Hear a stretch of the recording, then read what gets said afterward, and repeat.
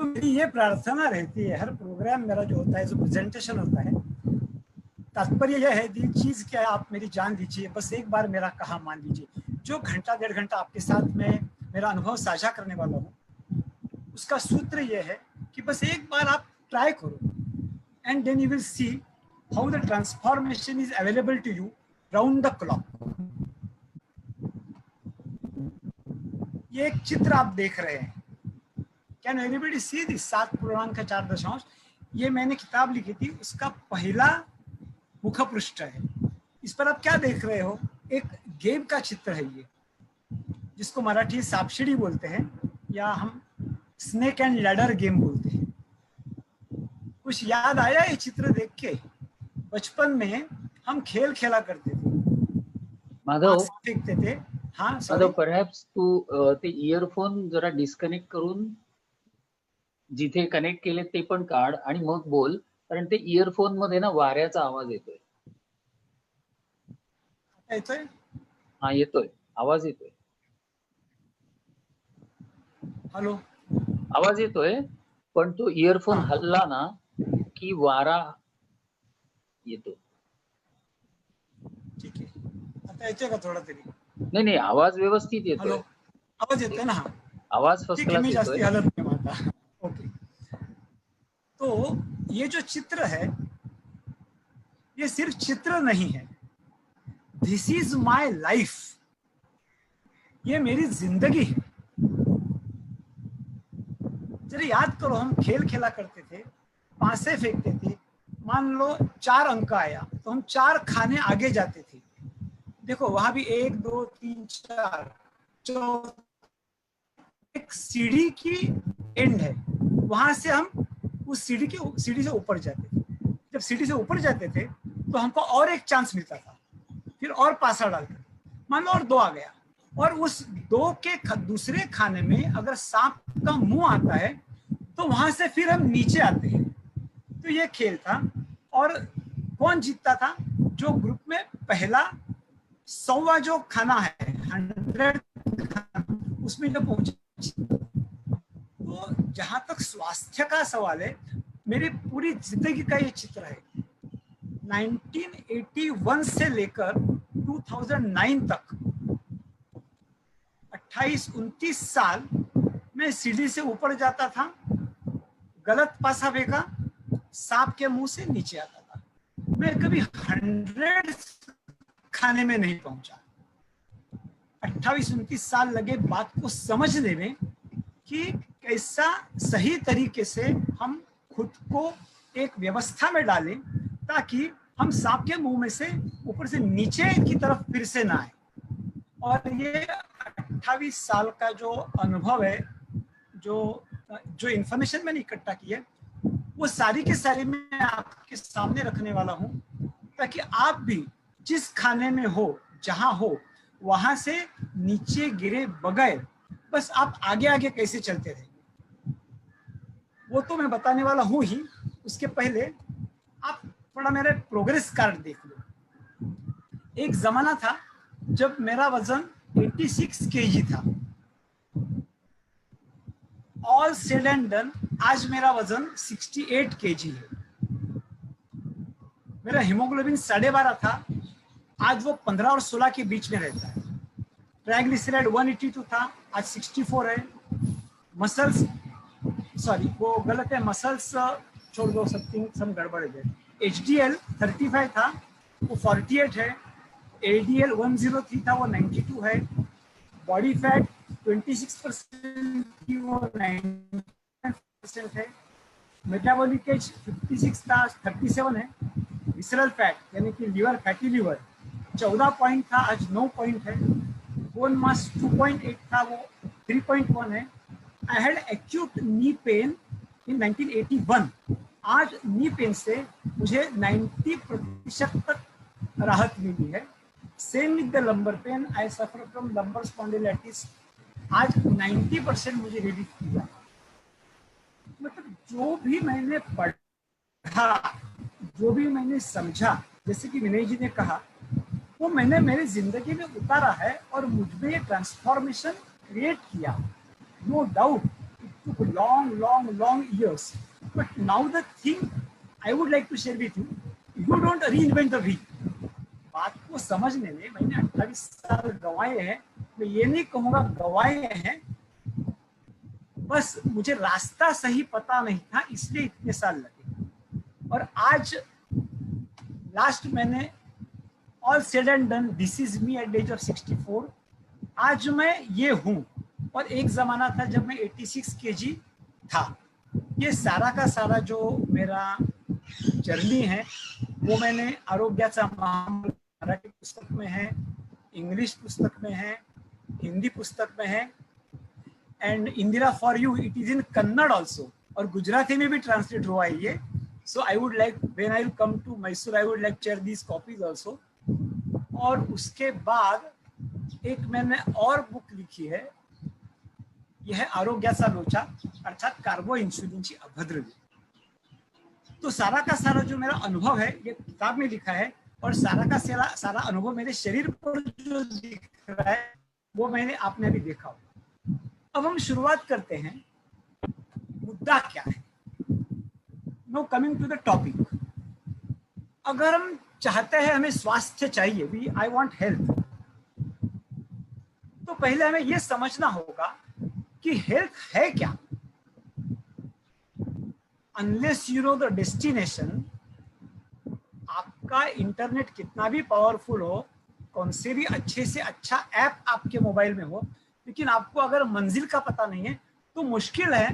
Driver कितना भी कुशल हो, BMW कार हो, लेकिन जाना कहाँ है इसकी अगर खबर नहीं है तो वो कुशल ड्राइवर और वो कॉस्टली कार दोनों बेकार की बात. तो हम पहले समझने की कोशिश करेंगे स्वास्थ्य है क्या. तो सबसे यूनिवर्सल डेफिनेशन किसकी मानी जाती है? World health organisation. World health organisation ने क्या डेफिनेशन दी है हमको? Health is the state of complete physical, mental and social wellbeing and not merely absence of disease और इन्फर्मिटी. पढ़ने सुनने के बाद तो बहुत कंप्लीट लगता है, वाह, एकदम मुंह से निकलता है, वाह क्या बात है, कितनी सुंदर व्याख्या है, कितनी सरल व्याख्या है. लेकिन मैं इस व्याख्या से, इस डेफिनेशन से संतुष्ट नहीं हूं, और कुछ हद तक मैं सहमत भी नहीं. ये व्याख्या मेरी दृष्टि में कैसी है? मामा का घर किधर है? पुलिस स्टेशन के पास. और पुलिस स्टेशन किधर है? मामा के घर के पास. लगता तो बहुत अच्छा है, दोनों का पता चल गया, लेकिन असल में ना आपको मामा का घर मिलेगा ना पुलिस स्टेशन मिलेगा. तो ये व्याख्या सुनने पढ़ने में अच्छी है लेकिन काम की नहीं. तो थोड़ा हम आगे जाते हैं. आयुर्वेद क्या कहता है इसके बारे में? समदोष समाग्निश्च समधातु मलक्रिया प्रसन्न आत्मनेन्द्रिय मनः स्वस्थ इति अभिधीयते. दोष मतलब त्रिदोष, अग्नि, धातु, मल क्रिया का संतुलन, मन, इंद्रिय, आत्मा की प्रसन्नता. WHO की व्याख्या से थोड़ा और अच्छा लगा, लेकिन यह थोड़ी गहरी है. आहार पर भी सटीकता से विचार किया है, बिल्कुल किया है, लेकिन इसके विधि निषेध इतने जटिल है कि आज के समय में मेल करना उतना आसान नहीं है. और दोष, अग्नि, धातु आदि जो ट्रेट्स है उसका वस्तुनिष्ठ पद्धति से नापना भी संभव नहीं है. जैसे हम कहते हैं, मैं कह सकता हूं मेरा हीमोग्लोबिन 12.5 था, वो आज 15.5 हो गया. मेरा वजन इतना था, मेरा मसल परसेंटेज इतना था, मसल परसेंटेज मतलब जो मेजरेबल डायमेंशन है उसमें हम ये दोष, अग्नि और धातु पकड़ नहीं पाते. तो मेरी दृष्टि में इससे भी मुझे आगे जाना. तो being a chemistry student, basically मैं केमिस्ट्री स्टूडेंट हूँ और बाद में बायोकेमिस्ट्री का स्टूडेंट हूँ. तो मैंने जिस फील्ड में मैंने ट्रेनिंग ली है उस दृष्टि से मैंने एक नई डेफिनेशन क्रिएट की. क्या डेफिनेशन है? Complete chemical reaction is health, incomplete chemical reaction is ill health. जहां तक हो सके ना, मैं डिसीज ये शब्द ज्यादा यूज नहीं करता, मैं हेल्थ और इल हेल्थ यूज करता। इल हेल्थ को डिसीज कह सकते हो। अब आप मुझे पूछ सकते हो कि अगर मैं WHO की व्याख्या से संतुष्ट नहीं हूं, क्योंकि उससे खबर नहीं पड़ती, पता नहीं चलता कि जाना कहाँ है, तो आप ये हमें प्रमाणित करके दे कि आपने जो व्याख्या दी है उसके आधार पर हम कैसे मंजिल ढूंढे, कैसे रास्ता ढूंढे। Otherwise I will be in the same position what I consider WHO is. तो थोड़ा मैं इसको विस्तार से आपसे बोल रहा हूं। एक्चुअली ये जो पूरा सब्जेक्ट है वो 7 दिन के शिविर का सब्जेक्ट है। मैं जहां तक हो सके, जहां तक संभव है, उसको संक्षेप में आपके सामने रख रहा हूं। जो बायोकेमिस्ट्री के विद्यार्थी नहीं हैं, शायद उनको समझने में थोड़ा सा प्रॉब्लम हो, लेकिन बात को सुनो, समझ में आएगी। मैं एकदम सिंपल करके कंप्लीट केमिकल रिएक्शन किसको कहता हूं? आप अगर चावल, इडली या रोटी खाते हो तो साइंस की लैंग्वेज में उसको पॉलीसैकेराइड कहते हैं। अगर आप मुंह में चावल या इडली या रोटी मुंह में डालते हो, मुंह में, जिसको हम ब्यूकल कैविटी कहते हैं, इस पॉलीसैकेराइड का डाइसैकेराइड में रूपांतरण होता है। ध्यान से सुनो। पॉली यानी अनेक, मोनो यानी एक, डाई यानी दो, पॉली यानी अनेक। तो शुगर के अनेक मॉलिक्यूल जिसमें जुड़े हुए हैं, ऐसे रोटी का एक टुकड़ा जब आप मुंह में डालते हो और उस पॉलीसैकेराइड का जब डाइसैकेराइड मतलब दो दो शुगर के यूनिट में कन्वर्जन होता है, तो उसको हम डाइजेशन कहते हैं। डाइजेशन की व्याख्या क्या है? Physical and chemical breakdown of a substance. तो जो मान लो आपने 10 पॉली के टुकड़े खाए, वो 10 पॉली के टुकड़ों में से दो दो के पार्ट तैयार हो गए, इसके 10 के तो सारे के सारे दो में कन्वर्ट हो गए, दो दो में, तो मैं कहूंगा डाइजेशन पूर्ण हो गया। क्योंकि 10 में से मान लो 9 के जो दो दो पार्ट हुए, लेकिन एक जो बचा है उसके दो नहीं हुए, वो पॉली का पॉली ही रहा, तो डाइजेशन इनकम्प्लीट हुआ। Complete digestion, complete chemical reaction का अर्थ यह है, अगर आपने 10 पॉली खाए हैं तो 10 के 10 पॉली के डाइसैकेराइड में रूपांतरण होना। Point number 1। थोड़ा अगर हम आगे जाएं तो जो 10 डाई हमारे अभी मुंह में है, वो यूसोफेगस के अंदर से वो स्टमक में जाएंगे। स्टमक में जाने के बाद वो 10 जो डाई है उसके और टुकड़े होंगे और वो मोनो में कन्वर्ट। अगर 10 डाई के जितने हैं उतने सभी के सभी अगर मोनो में कन्वर्ट होते हैं तो डाइजेशन पूर्ण हो गया। यानी 10 पॉलीसैकेराइड थे, उस 10 के 10 डाइसैकेराइड में कन्वर्ट हो गए, और जो 10 डाइसैकेराइड है वो 10 के 10 मोनो में कन्वर्ट हो गए। ये सारा का सारा कन्वर्जन अगर पूर्ण हुआ, यानी कि कंप्लीट केमिकल रिएक्शन, इसका मतलब है आप स्वस्थ हो। 10 में से 9 हुए, 9 में से 8 हुए, तो आप स्वस्थ नहीं हो। इसको मैं इल हेल्थ कहता हूं। So my definition is complete chemical reaction is health, incomplete chemical reaction is disease. अब सवाल ये उठता है कि ये जो 10 थे उसमें से सिर्फ 9 का ही क्यों रूपांतरण हुआ? उसमें अनेक कारण हो सकते हैं। जहां तक मेरे काम का सवाल है, उसका सबसे प्राइम एक्यूज्ड जिसको बोलते हैं, सर्वात महत्वाचा घटक कौन सा है? तो हमारी जो सलाइवा है, सलाइवा का पीएच।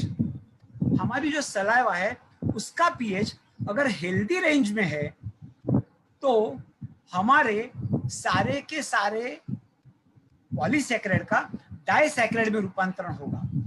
उसके आगे हमारे जो गैस्ट्रिक जूसेस है, उसमें सबसे प्रधान गैस्ट्रिक जूस है हाइड्रोक्लोरिक एसिड। उसका पीएच अगर 2.5 से 3 इसके बीच में है, मतलब हेल्दी रेंज में है, तो सारे के सारे मोनो का, सारे के सारे डाई का मोनो में रूपांतरण होगा। तो ये जो कंप्लीट केमिकल रिएक्शन है, उसको सबसे महत्वपूर्ण घटक कौन सा है जो नियंत्रण करता है? तो हमारे शरीर के सारे जो सिक्रीशंस है, एंजाइम्स है, जूसेस है, उनका जो पीएच है वो केमिकल रिएक्शन को प्रभावित करता है। तो complete chemical reaction is health, incomplete chemical reaction is disease या इल हेल्थ। ये किस पर निर्भर करता है? हमारे शरीर में जो हजारों सिक्रीशंस है, उस सिक्रीशंस का अपना अपना जो हेल्दी रेंज है, उस हेल्दी रेंज के दायरे में अगर वो है तो आप स्वस्थ है। So we have focused on now the healthy pH of thousands of chemicals. Okay, अब ये सारे केमिकल्स के जो पीएच है वो किस पर निर्भर करते हैं? वो हमारे ब्लड पर निर्भर करते हैं। और हमारा ब्लड का पीएच किस पर निर्भर करता है? हमारी व्यवस्था पर निर्भर करता है। तो अगर मान लो किसी को इंडाइजेशन का, एसिडिटी का प्रॉब्लम है, तो उस प्रॉब्लम के लिए डाइजिन लेना, रेंटैक लेना, झेंटैक लेना, शीतली करना, सितकारी करना, वमन करना कोई गलत बात नहीं है। ये बिल्कुल एक रास्ता है उस एसिडिटी को या इंडाइजेशन को नियंत्रण में रखने का। लेकिन अगर बुनियादी रूप से हमको काम करना है तो हमारे सलाइवा का पीएच क्या है और सलाइवा का पीएच क्यों ऐसा है, इसको समझना पड़ेगा। इसके लिए हमारे ब्लड पीएच तक जाना पड़ेगा। तो blood pH is meticulously controlled by 5 buffer systems. Respiratory system है, रेनल सिस्टम है, कार्बोनेट सिस्टम है, प्रोटीन सिस्टम है, फॉस्फेट, ये सारे केमिकल और फिजिकल सिस्टम्स है जो ब्लड पीएच को मेटिकुलसली कंट्रोल करते हैं ड्यूरिंग 7.35 टू 7.45 के रेंज में। लेकिन ये जो हजारों केमिकल्स है, ये हजारों केमिकल्स के बिगड़े हुए पीएच को नियंत्रित रखने की कोई व्यवस्था शरीर में नहीं है। उसका परिणाम हमको भोगना ही पड़ेगा। और इसका हम हमारे व्याख्या से कैसे जोड़ेंगे कि जिस सिक्रीशन का हेल्दी पीएच अगर हट गया तो उसको जो जिम्मेदारी दी गई है कि ये केमिकल रिएक्शन तुमको पूर्ण करनी है, वो केमिकल रिएक्शन पूर्ण करने में वो सिक्रीशन सक्षम नहीं रहेगा। और अगर वो सक्षम नहीं रहता है तो वहां से डिसीज की शुरुआत होती है। उस डिसीज की अभिव्यक्ति क्या होती है, बात अलग है, उस पर हम बिल्कुल विचार करने वाले हैं कि अगर ये कोर इम्बैलेंस जो है, वो कोर इम्बैलेंस की अभिव्यक्ति क्या होती है। लेकिन उसके पहले, अभिव्यक्ति के पहले, रोग तक जाने के पहले हम खुद स्वस्थ है या नहीं है, ये कैसे नापेंगे? तो जब मैंने काम शुरू किया तो पहले मैंने सिम्टम्स पर काम शुरू किया। तो ये 5 सिम्टम्स है, मैं मानता हूं कि जो आम व्यक्ति रोज चेक कर सकता है कि उसका प्रोग्रेस कार्ड क्या है। उत्तम भूख, गाढ़ झोप, मुलायम त्वचा, लवचिकता, उत्साह, intense hunger, sound sleep, soft skin, flexibility और एंथुसियाज्म। आप एक नोटबुक में एक चार्ट तैयार करो, ये 5 कॉलम करो और 1 to 10 रेटिंग करो। तो रोज आपको कोई पैथोलॉजी लैबोरेटरी जाने की जरूरत नहीं है। बस ये सारा देख के भी आपको पता चलेगा कि आप सही रास्ते पर हो या कहीं रास्ता भटक गए। लेकिन ये तो बहुत ही एलिमेंट्री और मोटा मोटा क्लासिफिकेशन हुआ। हम थोड़ा और डिटेल में जाएंगे। तो जैसे कि मैंने मेरे बॉडी पैरामीटर्स में बताया था, weight, fat, muscles, body water, rating, BMR, metabolic age, visceral fat और बोन मास। मेरे पास एक टैनिटा मशीन है, टैनिटा 545। उस मशीन की मदद से ये बॉडी का पूरा हम नक्शा पता कर सकते हैं कि क्या है। फिर फैट परसेंटेज हेल्दी रेंज में है क्या, अगर महिला है तो 25% के आसपास फैट होनी चाहिए, अगर पुरुष है तो 20% के आसपास फैट होनी चाहिए। अगर मशीन बताता है कि फैट 30% है, 35% है, 40% है, मतलब आप हट गए हैं। मसल परसेंटेज वजन के हिसाब से है क्या, बॉडी वाटर 60% है, 70% है, 72% है, फिजिकल रेटिंग क्या है, हम पता कर सकते हैं कि हमारी आज की स्थिति क्या है और उसके अनुसार हम हमारे आहार में चेंज कर सकते हैं ताकि हम स्वस्थ रहें। लेकिन ये भी थोड़ा थोड़ा ग्रॉस टाइप का ही एनालिसिस है बॉडी का। हम बिल्कुल बड़ी सटीकता से, बड़ी बारीकी से हम हमारे स्वास्थ्य को नाप सकते हैं। 7.4 जो मेरा ब्लड पीएच का जो आंकड़ा मैं मानता हूं, ये जो थीम है, उस थीम के अंतर्गत ये जो 12 रिपोर्ट्स है उसका बड़े बारीकी से मैं स्टडी करता हूं। जब कोई व्यक्ति मेरे पास कंसल्टेशन के लिए आता है, बहुत सारे क्लाइंट आते हैं, बोलते हैं सर मुझे हेयर फॉल की प्रॉब्लम है, मेरे घुटने में दर्द है, मुझे पचन ठीक नहीं होता है, सोराइसिस का प्रॉब्लम है, पीसीओडी का प्रॉब्लम है, फलाना प्रॉब्लम है, ढिमका प्रॉब्लम है। नॉर्मली अगर किसी डॉक्टर के पास जाएंगे तो उस बीमारी के अनुसार जो भी रिपोर्ट्स है, एमआरआई है या कोई ब्लड रिपोर्ट्स है, कोई से रिपोर्ट मांगे, वो रिपोर्ट मांगा कि वो स्टडी करेंगे, एक्सरे रिपोर्ट होंगे। लेकिन जब कोई व्यक्ति मेरे पास आता है तो वो रिपोर्ट्स के कंपैरिजन में मैं इन रिपोर्ट्स को ज्यादा इंपॉर्टेंस देता हूँ। सीबीसी इसमें से ये जो 4 रिपोर्ट है उसमें मैं ज्यादा गौर करने वाला हूँ। बाकी रिपोर्ट्स के बारे में जब हमको फुर्सत मिले, कभी फिर से मिले तो उस पर चर्चा करूँ। तो उसमें से सबसे अहम रिपोर्ट है इंसुलिन।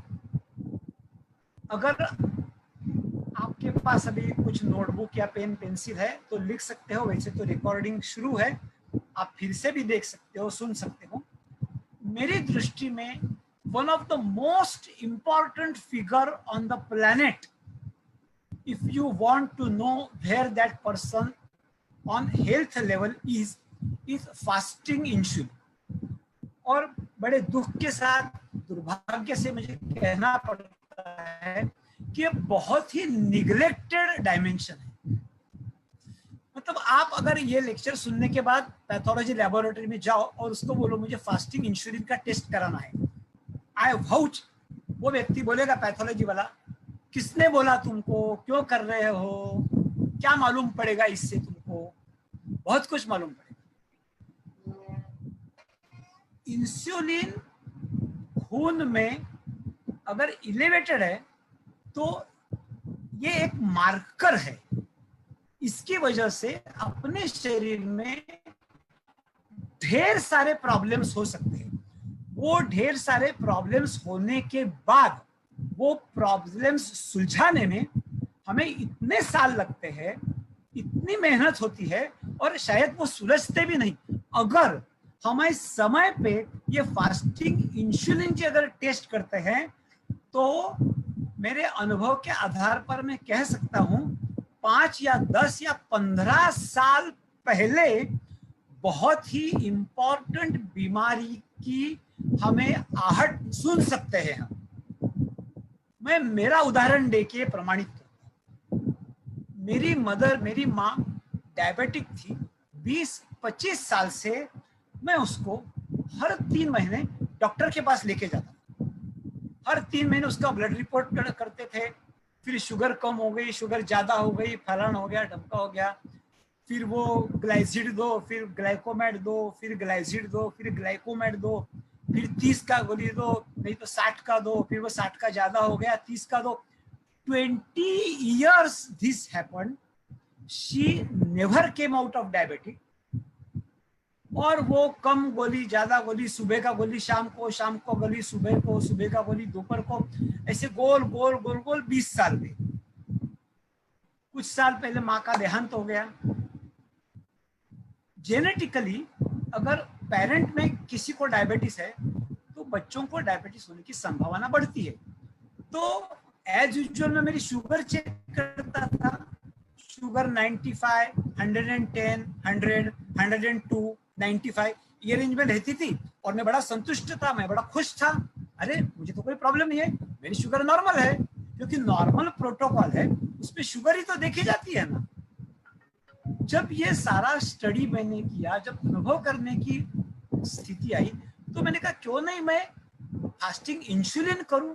फास्टिंग इंसुलिन करने के बाद मुझे पता चला मेरा फास्टिंग इंसुलिन 11.27 था।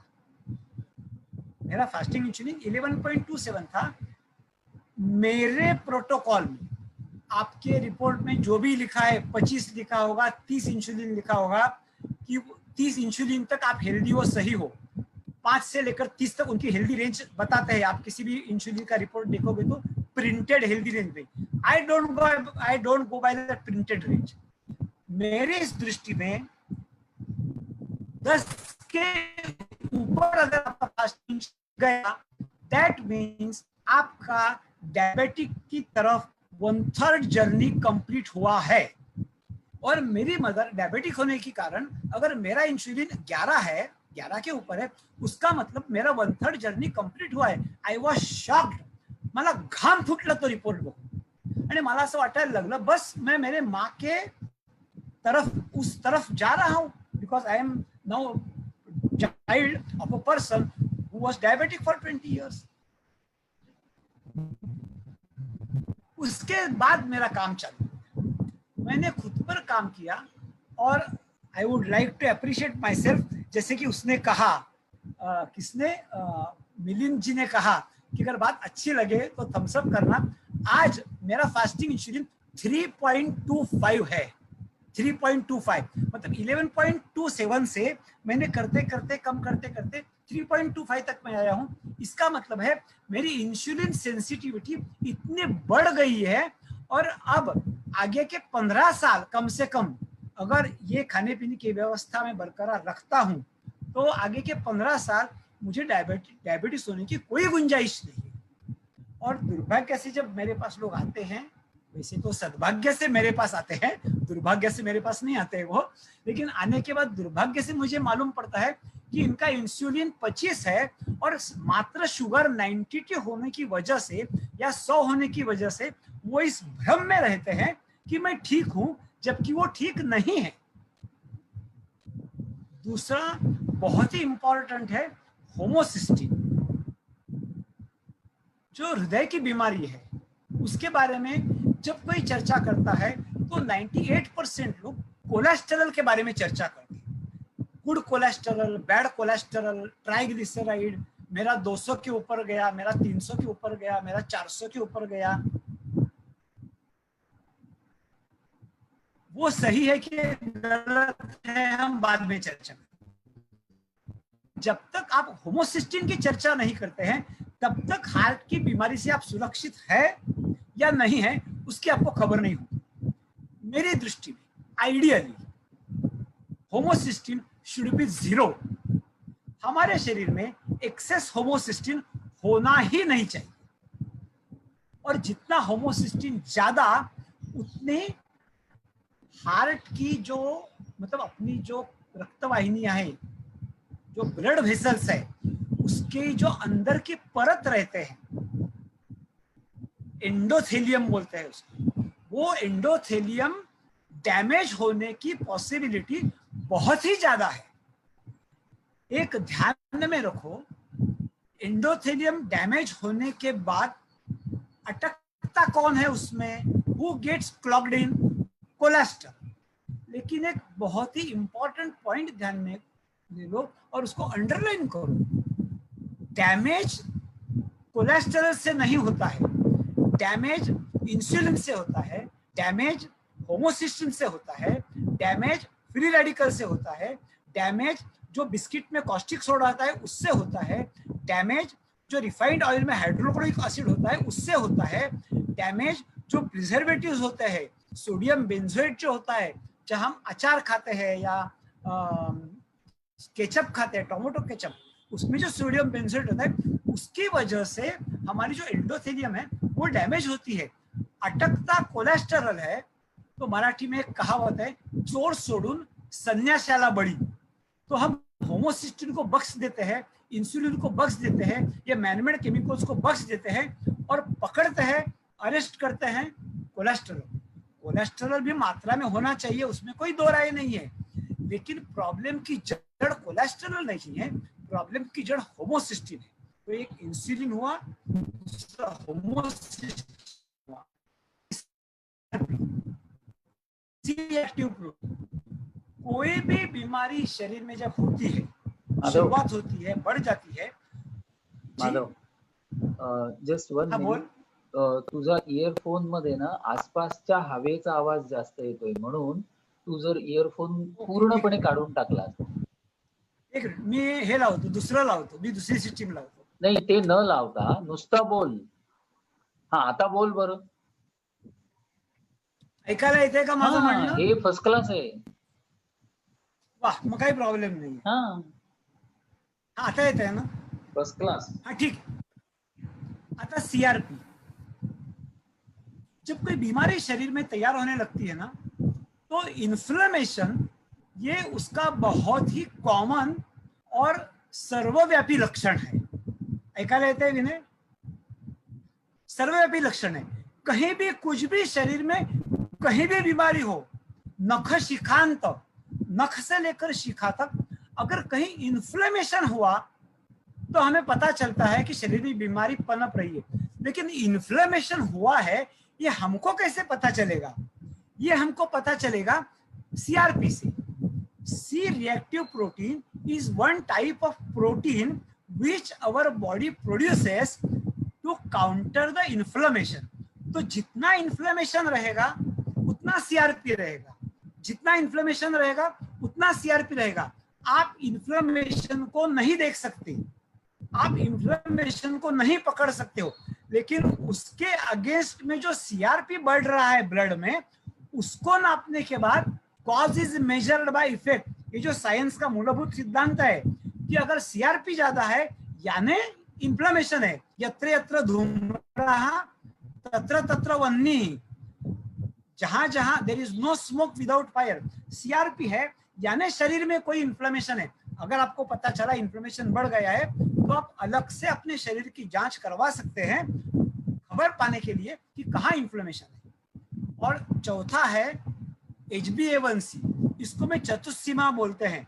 जो ग्रामीण एरिया से आते हैं उनको चतुस्सीमा ये शब्द बहुत अच्छे से मालूम होगा. दक्षिण दिशा में ये है, पूर्व दिशा में है. हमारी लैंड कहाँ है? तो वह लैंड का जो नक्शा है उसको हम कहते हैं चतुस्सीमा. तो स्वास्थ्य की ये चतुस्सीमा है. चौथी सीमा है HbA1c. HbA1c अगर आप 6 या 6.5 के ऊपर है तो बिल्कुल शरीर में कहीं ना कहीं डैमेज हुआ है. अगर HbA1c ज्यादा है तो आप रेटिना चेक करा लो. रेटिनल डीजनरेशन होने के बाद डॉक्टर के पास जाओगे तो डॉक्टर कुछ नहीं कर पाएगा. वो जो रेटिना डीजनरेट होता है उसको रिपेयर करने की आज तो व्यवस्था नहीं है. किडनी डैमेज हो सकती है. किडनी डैमेज होने के बाद उसको रिपेयर करना, रिप्लेस करना भयंकर काम है, ये आसान बात नहीं है ये. तो HbA1c से किडनी और रेटिना का डैमेज कितना हो गया है, शायद हो गया होगा, उसका एक अंदाजा आ सकता है. तो ये सारे रिपोर्ट जो व्यक्ति मेरे पास कंसल्टेशन के लिए आता है, बारीकी से उसके सारे रिपोर्ट स्टडी करता हूँ. उसमें से आज के मीटिंग में आपको ये 4 रिपोर्ट बोल रहा हूँ, HbA1c, इंसुलिन, होमोसिस्टिन, सीआरपी. अगर इतने 4 रिपोर्ट आप कर लो पैथोलॉजी में, लेबोरेटरी में जाके, और वहां कोई गड़बड़ी है तो immediately action, you have to go into action mode. अगर नहीं है, गुड, सो टेक केयर. और देखो बार बार करके, साल में एक बार तो करो कम से कम, ताकि 11th आवर में लास्ट मिनट में आपको पता ना चले कि भैया गड़बड़ हो गई है और हमारा डगमग गया है आरोग्य. और बाकी LFTA, KFTA, B12 deficiency, thyroid, ये सारी बाकी बातें हैं, वो आगे हम करते हैं. लेकिन आज के प्रोग्राम में 4 के बारे में मैंने बोल, ये मैंने जो मेरा सिंथेसिस बोला है उसको थोड़ा कंपेयर करेंगे कि डिसीज की शुरुआत कैसे होती है. आप फिलोसॉफिकली देखोगे तो पास्ट कर्मों को कहा जाता है. मुझे लंबर स्पॉन्डिलाइटिस है. अगर मैं किसी साधु बुआ बाबा के पास जाऊं और उसको कहूं कि भाई मुझे लंबर प्रॉब्लम क्यों है, मेरे कमर में दर्द क्यों है, तो शायद वो कहेगा कि इसके पहले जन्म में तू सासू माँ था और तुमने बहू को लात मारा कमर में, और उसको कमर में लात मारने के वजह से इस जन्म में तुमको कमर का दर्द हो रहा है. अब पता नहीं मुझे इसके पहले जन्म में मैं सासू माँ था या बहू थी, पता नहीं मुझे. तो हो सकता है वो शायद कोई साधु बुआ बाबा ऐसे बोलेगा मुझे. आप एलोपैथी डॉक्टर के पास जाओ, वो कुछ बोलेगा जर्म्स है, बैक्टीरिया, वायरस है, लाइफस्टाइल डिसीज है, ये है, फलाना है, ढमका है, वो उसकी तरफ से वो तर्क देगा। अब डॉक्टर श्रुति आज ज्वाइन हुए मीटिंग में, she is a homeopathic doctor, वो कहेंगे वो साइकोसोमैटिक कनेक्शन होता है, मन और शरीर एक अभिन्न यूनिट है, मन का शरीर पर असर होता है, शरीर का मन पर असर होता है। अगर किसी वैद्य के पास जाओगे, वैद्य मतलब नॉट विनय वैद्य, वैद्य यानी कोई डॉक्टर के पास जाओगे, तो वो कहेगा कि कफवात पित्त में वो जो वात है, वो वात का जब प्रॉब्लम बढ़ेगा तो आपको हड्डी की कुछ बीमारी होगी।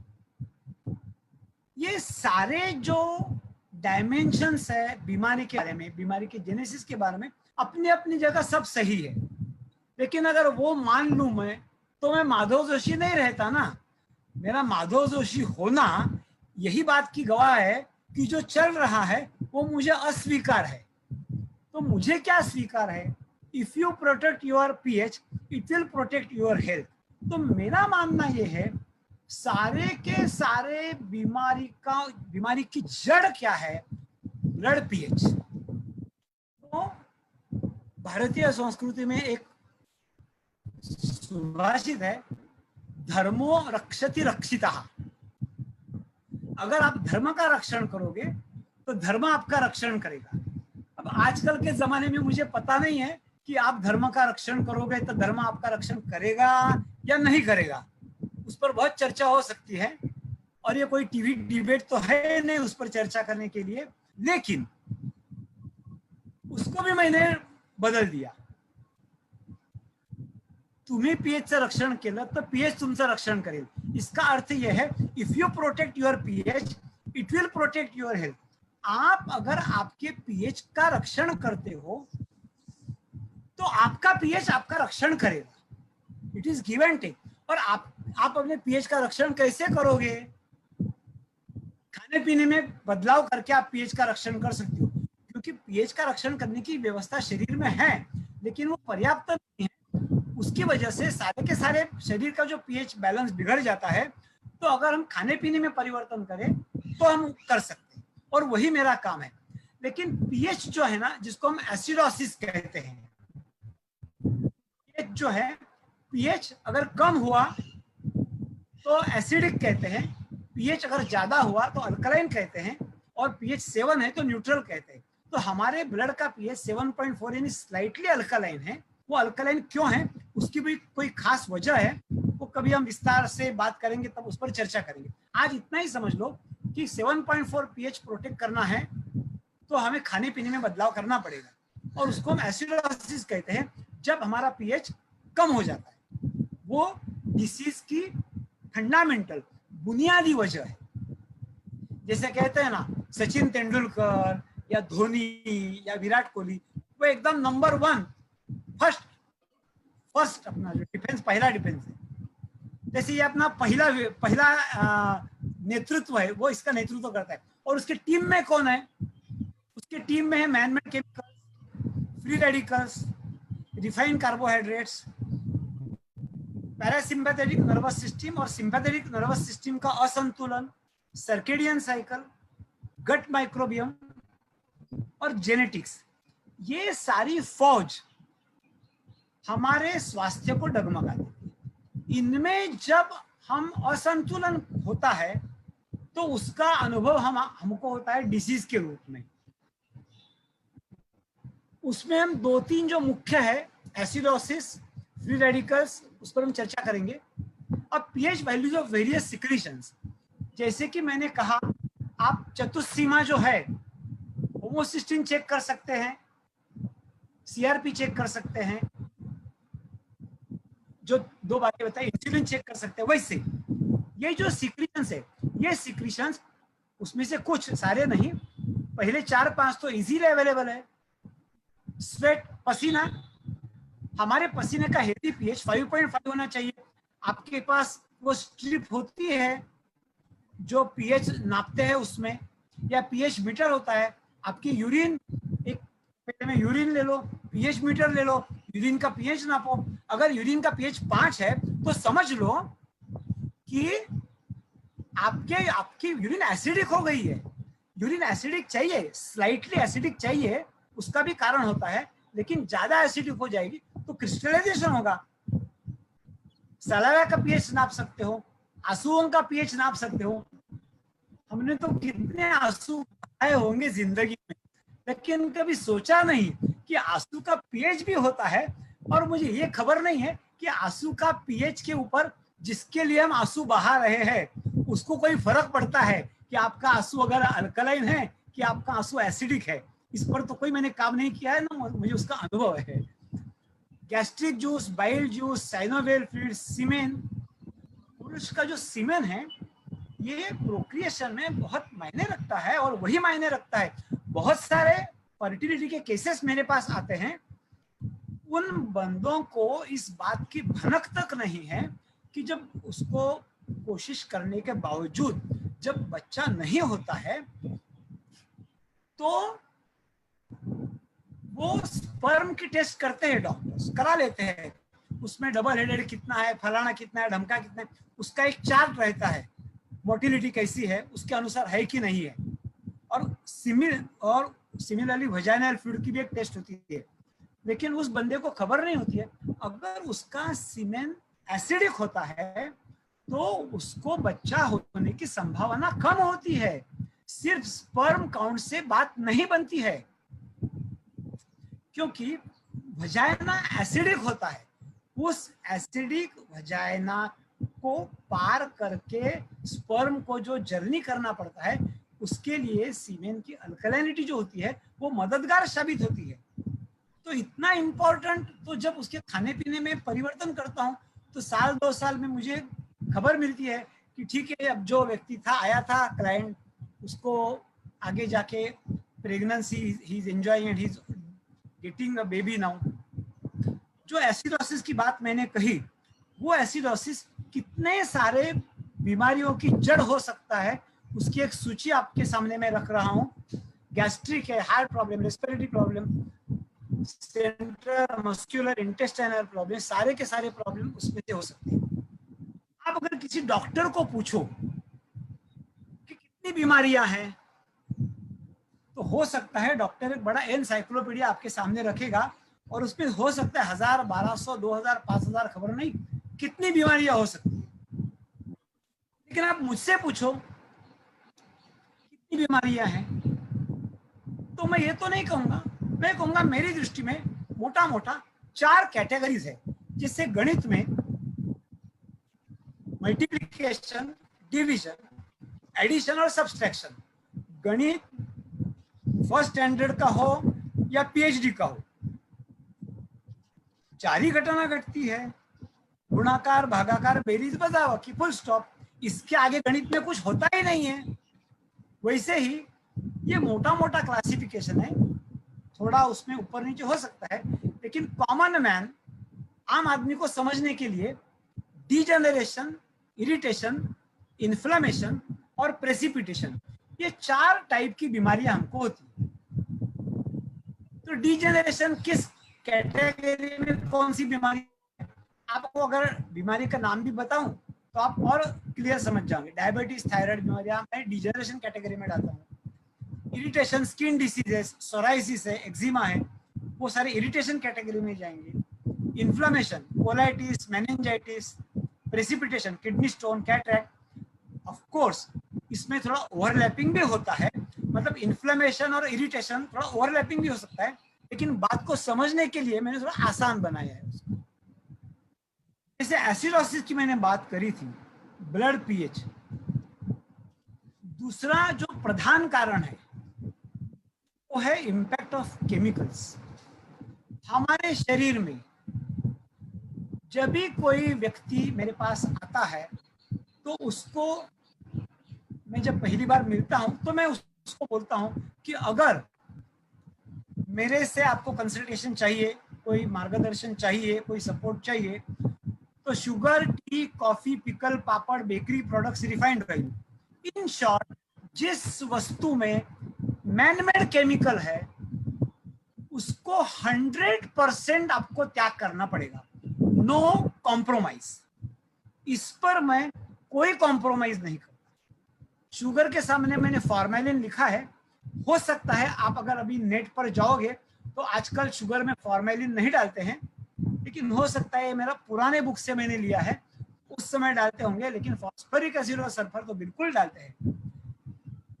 हमारी body is not evolve in this context. Man made chemicals के कॉन्टेक्स्ट से हमारी बॉडी इवॉल्व नहीं हुई है।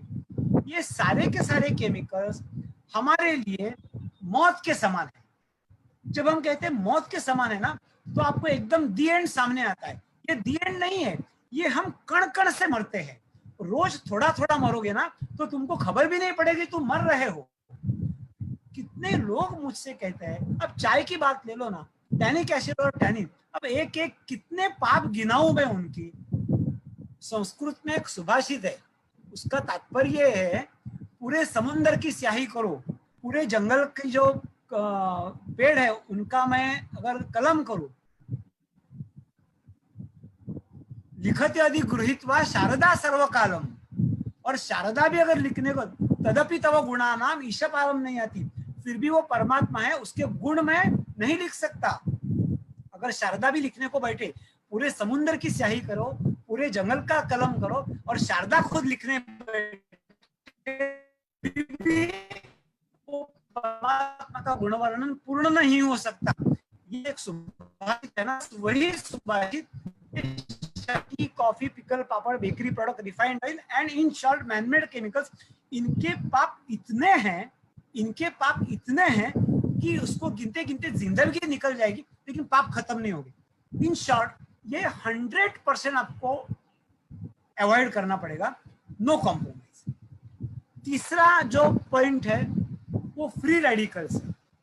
ये फ्री रेडिकल से क्या, फ्री रेडिकल कहाँ कहाँ से आते हैं? देखो, यूवी लाइट से आते हैं, मेटाबॉलिज्म से आते हैं, स्मोकिंग से आते हैं, एयर पोल्यूशन से आते हैं, और आयोनाइज रेडिएशन से आते हैं। इस पर हम थोड़ा चर्चा करें।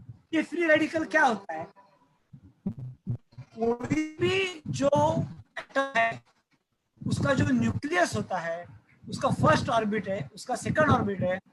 अब ये है, उसमें कितने 2 2 4 2 7 2 8 10, मतलब इसके आउटर ऑर्बिट में अगर 8 इलेक्ट्रॉन है तो ये स्टेबल है, तो राइट साइड वाला स्टेबल है, उसका कोई उपद्रव नहीं है। लेकिन ये लेफ्ट वाला है, उसमें से एक इलेक्ट्रॉन कम हो गया, इसमें 8 है, इसमें 7 हो गए, तो इसमें एक कम होने की वजह से उसका फ्री रेडिकल में कन्वर्जन होता है। तो हमारे शरीर में जो ऑक्सीजन है उसको ऑक्सीजन सेंटर्ड फ्री रेडिकल बोलते हैं। ये जो ऑक्सीजन सेंटर्ड फ्री रेडिकल है वो जब तैयार होता है, और वो तैयार होना इनएविटेबल है, उसको कोई चॉइस नहीं है, वो होगा ही तैयार, लेकिन वो शरीर में डैमेज करता है, उसकी वजह से भी रोग होते हैं। मतलब एसिडोसिस की वजह से रोग होते हैं, केमिकल्स की वजह से रोग होते हैं, और फ्री रेडिकल की वजह से रोग होते हैं। तो फ्री रेडिकल की वजह से जो रोग होते हैं ना, तो उसको नियंत्रण में कौन लाता है? एंटीऑक्सीडेंट। हमारे शरीर में ग्लूटाथायोन नाम का एक एंटीऑक्सीडेंट अपने से शरीर में तैयार होता है। वो एंटीऑक्सीडेंट ये जो इलेक्ट्रॉन है उसमें से जो एक कम हुआ है उसको एक इलेक्ट्रॉन दे देता है, और वो उसको कंप्लीट करता है, फिर वो स्टेबल एटम बनता है और उसका कोई प्रॉब्लम नहीं होता है। Extent of damage caused by free radical देखो क्या है? आर्थराइटिस है, अस्थमा है, एजिंग है, cancer, heart attack, trauma, stroke, इतने सारी बीमारियों की जड़ है फ्री रेडिकल। आप जब आर्थराइटिस की बीमारी पर कोई इलाज करना सोचते हैं तो कितने लोग अभी कितने 44 मेंबर्स है, 44 मेंबर्स को मेरा एक सवाल है, आप कोई भी 10 आर्थराइटिस वाले पेशेंट का इंटरव्यू ले लो और उनको तुम पूछो कि क्या आपने फ्री रेडिकल्स के बारे में जानकारी ली है, या फ्री रेडिकल्स को नियंत्रण में रखने की आप क्या व्यवस्था करते हो? सिर्फ स्टीरॉइड्स लेके, सिर्फ पेन किलर लेके, सिर्फ गर्म पानी या गर्म कपड़े से सेकने से फ्री रेडिकल पर काम करना ज्यादा इंपॉर्टेंट है, ऐसा मेरा मानना है। अब सवाल ये उठता है कि मैंने डेफिनेशन बताई, complete chemical reaction is health, incomplete chemical reaction is disease. वो कंप्लीट क्यों नहीं होती है? क्योंकि पीएच में गड़बड़ा होता है, पीएच में गड़बड़ होती है, फिर एसिडोसिस होता है, फिर हमने केमिकल्स देखे जो नहीं खाना है, फिर हमने देखा ग्लूटाथियोन कैसे काम करता है फ्री रेडिकल पर, वो देखा। लेकिन हमें करना क्या है? तो 40 इसेंशियल्स हमारे खाने में होने चाहिए। अगर 7.4 के दायरे में आपको आरोग्य या स्वास्थ्य चाहिए तो आपके रोज के खाने में 40 इसेंशियल्स चाहिए। ये 40 इसेंशियल्स है क्या? 10 अमाइनो एसिड्स, 15 विटामिन, 14 मिनरल्स और एक इसेंशियल फैटी एसिड। उसकी सूची है, वो सब नहीं पढ़ रहा हूं मैं अभी। ये 40 इसेंशियल्स क्यों है? क्योंकि ये घटक जो है, ये इंग्रेडिएंट हमारा शरीर तैयार नहीं कर सकता। We have to have it in food, हमको खाने से ही लेने चाहिए। और इन 40 इंग्रेडिएंट्स के आधार पर फिर हजारों रसायन और एंजाइम्स हमारा शरीर बनाता है और तब हम स्वस्थ रहते हैं। सवाल ये उठता है, again go to the world health organisation का प्लान। हमने वर्ल्ड हेल्थ ऑर्गेनाइजेशन के डेफिनेशन शुरुआत करी थी, उनके डेफिनेशन से मैं संतुष्ट तो था ही नहीं। तो सारे समस्याओं की जो जड़ है उससे ऊपर हटने के लिए वर्ल्ड हेल्थ ऑर्गेनाइजेशन का क्या प्लान है, जरा ध्यान से देखो। नीचे कार्बोहाइड्रेट है, पिष्टमय पदार्थ, उनका प्रमाण है ऑलमोस्ट 60 to 65%, और वो टैपरिंग है।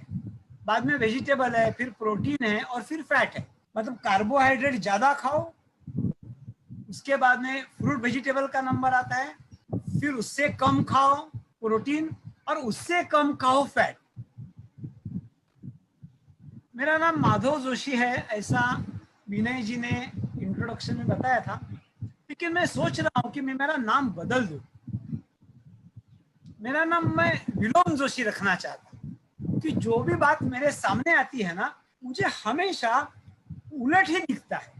जो जिस दिशा में समाज चल रहा है, जनता जा रही है, वो दिशा मुझे दिखती नहीं। तो मैंने 7.4 का प्लान बनाया। वो क्या प्लान है? वो WHO के प्लान से बिल्कुल विपरीत है। अगर आपको स्वस्थ रहना है तो कार्बोहाइड्रेट कम खाओ, उससे ज्यादा फ्रूट, लेंटिल और पल्सेस खाओ, उससे ज्यादा एग्स, फिश, चिकन, मटन और वेजिटेबल्स खाओ, और उससे ज्यादा फैट्स खाओ। आप वर्ल्ड हेल्थ ऑर्गेनाइजेशन का जो प्लान है उसको फॉलो मत करो। मालूम है ये रिकॉर्ड हो रहा है और शायद फेसबुक पर जाएगा, और फेसबुक से अगर आगे कहीं वो परकोलेट होगा तो ये बहुत प्रॉब्लम हो सकता है। लेकिन क्या करूं, मेरा मानना है, मतलब देखो, वर्ल्ड हेल्थ ऑर्गेनाइजेशन की जो व्याख्या है वो भी मैं नकारता हूं, और वर्ल्ड हेल्थ ऑर्गेनाइजेशन का जो प्लान है वो भी मैं नकारता हूं। दोनों से मैं छुटकारा पाने की कोशिश करता हूं, और 30 साल के मेरे अनुभव के आधार पर मैं कहता हूं, मेरा अनुभव इस प्लान के अपोजिट दिशा में आप जाओगे तो आप बिल्कुल स्वस्थ रह सकते हो। हाँ, लेकिन उसके लिए आज मैंने व्याख्यान सुना और कल से मैंने घी पीना शुरू किया, ऐसे मत करो। मुझसे पूछो, पूरी बारीकी से खुद के स्वास्थ्य की परीक्षा करो। आप कहाँ हो, आपको कहाँ से कहाँ जाना है, आपकी उम्र क्या है, आपकी बीमारी क्या है, आप वेज है, नॉन वेज है, वेगन है, नॉन वेगन है, जैन है, नॉन जैन है, सिंगल है, मैरिड है लेकिन सांस से पड़ती नहीं है, न्यूक्लियस फैमिली है। सारी की सारी चीजें बारीकी से पढ़ने के बाद ही मैं बता सकूंगा आपका क्या खाना है। अब सवाल ये उठता है कि मेरा नियोजन कैसे चलता है। Foods free from man made chemicals, organic jaggery, stevia, 7.4 T. Yes, चाय की महत्ता मैं भी जानता हूं। एक जमाना था जब मैं 40 कप चाय पीता था, 40 कप्स पर नहीं, बिल्कुल नहीं पीता हूं। तो मैंने अपनी चाय बनाई, अपनी माधव, कॉफी, कुल रही। हाँ माधव, 40 कप पर, हाँ सॉरी, 40 कप पर 40 कप्स टी पर डे। मैं पर महीने डे। की बात नहीं कर रहा हूँ, 40 कप टी मैं महीने में नहीं, दिन में पीता था। Acute acidity, acute hair fall, और वो सारा जो मेरा आरोग्य गड़बड़ा गया था वो शायद उसी की वजह से गया था। कोल्ड प्रेस्ड ऑयल और देसी घी। दूसरा मेरा सर्जिकल स्ट्राइक में कहता हूं, कार्बोहाइड्रेट चलो मान लो, हम थोड़े फिर से जाते हैं, ऑर्गेनिक जैगरी है, स्टीविया है, टी है, कॉफी है, पिकल है, कुरडई है, बेकरी प्रोडक्ट, देसी घी, ये तो चलो अच्छे घटक हुए। अब कार्बोहाइड्रेट, फैट, प्रोटीन, इसका रेशो क्या होना चाहिए? तो मैंने जो पुस्तक लिखे है, वो पुस्तक में जो पुस्तक है, आखिरी पुस्तक है, उसमें एक उदाहरण दिया है, 4 फॉर्मेट दिए हैं कि डिफरेंट परसेंटेज होने चाहिए। It is designed in a special manner to ensure surgical strike, कि हम हमारे प्रॉब्लम को स्ट्राइक कैसे करें। नटशेल में क्या है, there is no alternative to scientific workable prudent food plan for health and wellbeing. तो कैसे होना चाहिए? Meticulous acid alkali 20-80 balance in food provides conducive climate for health and vitality. अगर आपको रिपेयर होना है तो आपको पहले मेटिकुलस मोड में जाना पड़ेगा, और मॉडरेट मोड में आओगे तो कॉम्बिनेशन इंश्योर्स 40 एसिड और 60% alkali smooth daily routine to maintain the health. Blending it with meditation, yoga and other techniques will ensure best of the both the worlds. आगे के मेरे प्लान है रीसेटिंग ऑफ गट माइक्रोबियम। जो पहले कारण में से आखिर के तो जो पॉइंट है ये है, तो मेरा गट माइक्रोबियम मैंने लास्ट 6 महीने में रीसेट किया है and I am enjoying that. तो there is a process of almost 3 to 4 months to reset the gut microbiome. लेकिन आज लास्ट महीने ही मेरा प्रयोग पूरा हो गया है, तो हो सकता है आगे जाके जब मुझे कोई क्लाइंट मेरे पास कंसल्टेशन के लिए आएगा तो उसके रीसेटिंग ऑफ गट माइक्रोबियम का भी मैं काम करूंगा। और सबसे अंत में एपिजेनेटिक्स, उस पर मैं एक स्लाइड के बाद में बोलूंगा। ये गट माइक्रोबियम का इतना इफेक्ट हो सकता है, आप अगर गट माइक्रोबियम सेट करते हो तो वजन कम करने में मदद होगी, इन्फ्लेमेशन कम करने की मदद होगी, मेटाबॉलिज्म बढ़ाने में मदद होगी, विटामिन तैयार करना और एब्सॉर्ब करने में मदद होगी, इम्यूनिटी बढ़ेगी।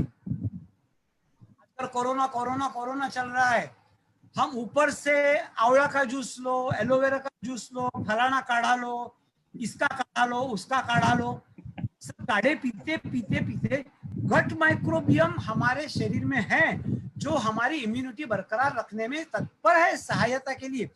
क्या हमने कभी हमारे गट माइक्रोबियम के बारे में सोचा है? मैं किसी को दोष नहीं दे रहा हूं, मैं किसी सरकारी अधिकारी को पिन पॉइंट कर रहा हूं, लेकिन दुर्भाग्य की बात यह है सारे के सारे जितने भी गवर्नमेंट रेजोल्यूशन या गवर्नमेंट सर्कुलर्स बोलते हैं, किसी भी सर्कुलर्स में आप मुझे बताओ लास्ट 4 महीने में कोरोना के ये काल में, कोरोना काल में किसी एक भी सर्कुलर में ऐसा कहीं मेंशन किया है क्या कि हे 130 करोड़ पीपल, भारत के जो 130 करोड़ लोग हैं, वो अपने अपने पेट में जो गट माइक्रोबियम है उनके स्वास्थ्य के बारे में कुछ काम करो ना, उनके स्वास्थ्य के बारे में काम करो। तो ये कोविड-19 क्या किस खेत की बोली है? कोविड-19, 20, 21, 22, 25, 30 जो भी बैक्टीरिया आएगा, जो भी वायरस आएगा, इम्यूनिटी बढ़ाओ। बिल्कुल काढ़े से इम्यूनिटी बढ़ती है, बिल्कुल आंवले से इम्यूनिटी बढ़ेगी, कोई दो राय नहीं है। लेकिन गट माइक्रोब को नजरअंदाज करके अगर आप इम्यूनिटी बढ़ाने की कोशिश करोगे ना, तो फिर सारा उतना उसका आपको फायदा नहीं मिलेगा जितना गट माइक्रोबियम के साथ मिलेगा। ये एपिजेनेटिक्स है, ये बहुत ही इंपॉर्टेंट डायमेंशन है। बहुत सारे पेशेंट मेरे पास आते हैं, वो कहते हैं डॉक्टर ने कहा है ये जेनेटिकल प्रॉब्लम है। बहुत सारे प्रॉब्लम होते हैं कि वो जेनेटिकल होते हैं। मैं मानता हूँ डॉक्टर ने जो कहा है वो सही है, वो गलत नहीं है। डॉक्टर ने जो कहा है जेनेटिकल प्रॉब्लम है, वो जेनेटिकल प्रॉब्लम है, बिल्कुल मानता हूं मैं।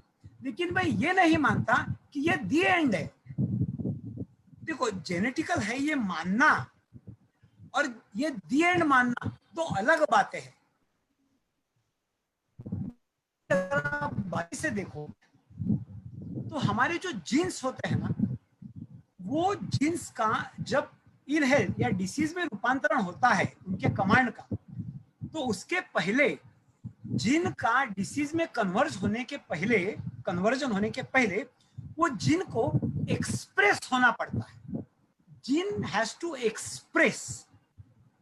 सिर्फ जिन होने से आपको रोग होता नहीं है, ये बात बिल्कुल समझ। जब तक वो जिन साइलेंट है तब तक आपको रोग नहीं होगा। जब वो जिन एक्सप्रेस होगा तभी आपको रोग होगा।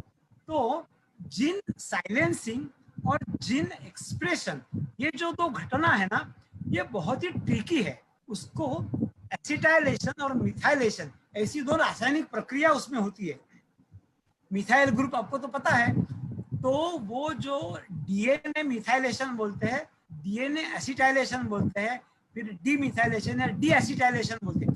मिथाइल ग्रुप जुड़ना और बिगड़ना है, तो ये होता रहता है। तो क्या हम खाने पीने में ऐसे एक व्यवस्था करें कि वो जिन होने के बावजूद